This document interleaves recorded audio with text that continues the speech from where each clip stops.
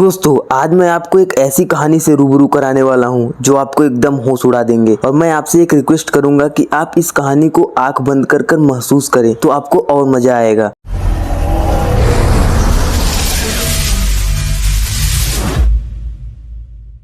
यह कहानी उत्तर भारत के एक छोटे से गांव की है जिसका नाम सावनपुर है। गांव में हरियाली, शांत माहौल और सादगी थी, पर एक पुरानी हवेली के कारण इस गांव की एक खौफनाक पहचान भी थी। गांव के बीचों बीच स्थित यह हवेली भूल भुलैया हवेली के नाम से जानी जाती थी। कहा जाता था कि इस हवेली में कोई भी गया तो वह लौटकर वापस नहीं आता था। इस हवेली के बारे में कई किस्से थे, पर सबसे ज्यादा डराने वाली रूहानी का किस्सा था। लगभग 50 साल पहले इस हवेली में एक औरत का कत्ल हुआ था जिसका नाम रूहानी था। गांव वाले का मानना है कि उसका पति ही उसका कातिल था, क्योंकि वह हमेशा उसे मारता पीटता था।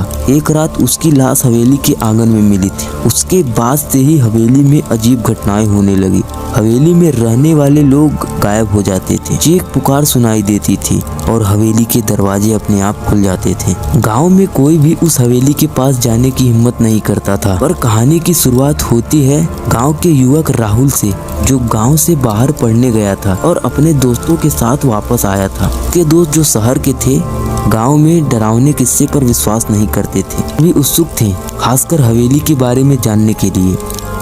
राहुल का एक दोस्त मजाक उड़ाते हुए बोला, अगर इतना ही डर लगता है तो क्यों ना खुद जाकर देख लें। राहुल के दोस्तों ने तय किया कि वे रात में उस हवेली में जाएंगे और सच्चाई का पता लगाएंगे। गांव वालों ने उन्हें कई बार चिताया, पर शहर से आए ये लोग बातों को अंधविश्वास समझते थे। रात के समय राहुल, रोहित, सिमी और नीना चारों उस हवेली की तरफ चले दिए। हवेली के पास पहुँचते ही चारों ने महसूस किया वहाँ का माहौल एकदम बदल गया।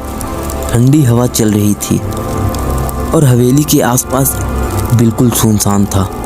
मुख्य दरवाजा जर्जर हो चुका था। रोहित ने दरवाजे को धक्का देकर खोल दिया। हवेली के अंदर घुसते ही एक भारी सन्नाटा छा गया। उनके कदमों की आहट भी गूंजने लगी। हवेली की दीवारों पर धूल और जाले फैले हुए थे। सबने अपने मोबाइल की टॉर्च ऑन कर ली। हवेली के अंदर का माहौल बहुत ही अजीब था, जैसे कि किसी ने उन्हें देख लिया हो। सिम्मी ने धीरे से बोला, यह जगह सच में डरावनी है। तब रोहित ने हंसते हुए बोला, अरे डरने की कोई बात नहीं है, ये सब सिर्फ मन का वहम है। हवेली के अंदर एक बड़ा सा आंगन था, जहाँ से एक घनी सीढ़ी ऊपर की ओर जा रही थी। जैसे ही वे सीढ़ियों की ओर बढ़े, अचानक उन्हें एक औरत के रोने की आवाज सुनाई दी। सबके कदम ठिठक गए। नीना ने डरते हुए बोला, ये आवाज कैसी है? राहुल ने खुद को समझाते हुए कहा, शायद बाहर से किसी के रोने की आवाज आ रही है, लेकिन उसकी आवाज में भी डर था। वे चारों सीढ़ियों से चढ़ने लगे। हर कदम के साथ रोने की आवाज तेज होती जा रही थी। अब तक वे इतने डर चुके थे कि पीछे मुड़कर भागने का भी मन कर रहा था, लेकिन वे जानना चाहते थे कि आवाज कहाँ से आ रही है। ऊपर पहुँचने के बाद उन्होंने देखा कि एक दरवाजा बंद था और रोने की आवाज उसी के पीछे से आ रही थी। रोहित ने दरवाजे की तरफ कदम बढ़ाए और धीरे धीरे उसे खोला। दरवाजा चरमराते हुए खुला और अंदर का नजारा देखकर सबकी सांसें थम गई। कमरे के बीचों बीच एक औरत सफेद साड़ी में खड़ी थी। उसके लंबे बाल बिखरे हुए थे और चेहरा नीचे झुका हुआ था। उसके हाथों में खून के धब्बे थे। वह धीरे धीरे उनकी ओर मुड़ी। राहुल ने चिल्लाते हुए कहा, भागो, और सब दौड़ने लगे। पर जैसे ही उन्होंने हवेली के बाहर निकलने की कोशिश की, दरवाजा अपने आप बंद हो गया। हवेली के अंदर की सारी लाइट्स अपने आप बुझ गईं और चारों तरफ घनघोर अंधकार से घेर लिया।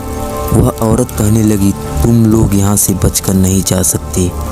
उसकी आवाज बेहद डरावनी थी, मानो कई आत्माओं की चीख एक साथ गूंज रही हो। राहुल ने दरवाजे को धक्का देने की कोशिश, पर वह जरा भी नहीं हिला। सिम्मी रोने लगी, नीना कांप रही और औरत ने अपने हाथ बढ़ाए और धीरे धीरे उनकी ओर बढ़ने लगी। राहुल ने हिम्मत जुटाई और दीवार पर एक लकड़ी का टुकड़ा देखकर, पर जैसे ही उसने औरत पर हमला करने की कोशिश की, वह औरत गायब हो गई। कुछ पल के लिए सब कुछ शांत हो गया। राहुल ने चारों तरफ देखा, पर औरत कहीं नजर नहीं आई। तभी अचानक उसकी पीठ पर किसी ने जोर से धक्का मारा और वह जमीन पर गिर पड़ा। जब राहुल ने उठने की कोशिश की तो उसने देखा कि उसके दोस्त अब ठीक नहीं थे। रोहित की आंख सफेद हो चुकी थी और उसके मुंह से खून टपक रहा था। अगले दिन सुबह गांव वालों को हवेली के बाहर चारों के शव मिले। कोई भी समझ नहीं पाया कि उसके साथ क्या हुआ। कहते हैं उस रात के बाद हवेली से 4 और आत्माओं के रोने और चीखने की आवाज आने लगी। अब वो हवेली सिर्फ रूहानी की नहीं बल्कि उन 4 दोस्तों की भी कैदगाह बन चुकी थी। तो आपको कहानी कैसी लगी कमेंट में जरूर बताना और वीडियो को एक लाइक जरूर से कर देना और चैनल को सब्सक्राइब कर देना।